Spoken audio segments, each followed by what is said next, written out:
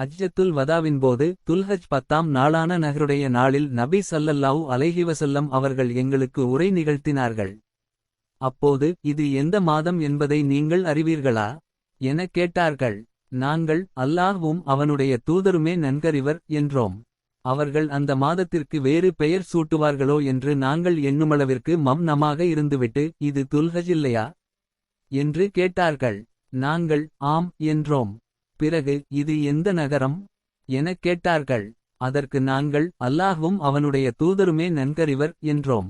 அப்போதும் அவர்கள் அதற்கு வேறு பெயர் சூட்டுவார்களோ என்று நாங்கள் எண்ணுமளவிற்கு மௌனமாக இருந்துவிட்டு இது புனிதமிக்க நகரமல்லவா எனக் கேட்க நாங்கள் ஆம் என்றோம்.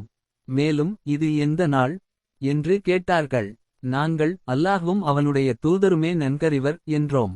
அவர்கள் அதற்கு வேறு பெயர் சூட்டுவார்களோ என்று நாங்கள் எண்ணுமளவிற்கு மௌனமாக இருந்துவிட்டு இது நஹருடைய துல்ஹஜ் 10ஆம் நாள் அல்லவா எனக் கேட்க நாங்கள் ஆம் என்றோம். பிறகு உங்களின் புனிதமிக்க இந்த நகரத்தில் உங்களின் புனிதமிக்க இந்த மாதத்தில் இன்றைய தினம் எந்த அளவு புனிதமானதோ அந்த அளவிற்கு உங்கள் உயிர்களும் உங்கள் உடைமைகளும் உங்கள் மானமும் உங்களுக்கு புனிதமானவையாகும். நீங்கள் மறுமையில் உங்களுடைய இறைவனை சந்திப்பீர்கள். அப்போது அவன் உங்களிடம் உங்கள் செயல்கள் குறித்து விசாரணை செய்வான். அறிந்து கொள்ளுங்கள், எனக்கு பிறகு ஒருவர் மற்றவரின் கழுத்தை வெட்டி மாய்த்துக் கொள்ளும் வழிகெட்டவர்களாய் நீங்கள் மாறிவிடாதீர்கள்.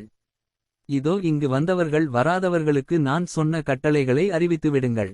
ஏனெனில் இச்செய்தி எவரிடம் தெரிவிக்கப்படுகிறதோ அவர் தாம் யாரிடமிருந்து இதை கேட்டாரோ அவரைவிட அதாவது தமக்கு இதைச் சொன்னவரை விட நன்கு புரிந்து பாதுகாப்பவராயிருக்கலாம்.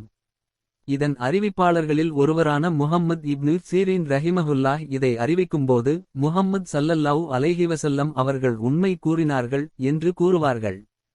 பிறகு நபி ஸல்லல்லாஹு அலைஹி வஸல்லம் அவர்கள் நான் உங்களிடம் இறைச்செய்திகள் அனைத்தையும் சேர்த்து விட்டேனா என்று 2 முறை கேட்டார்கள்.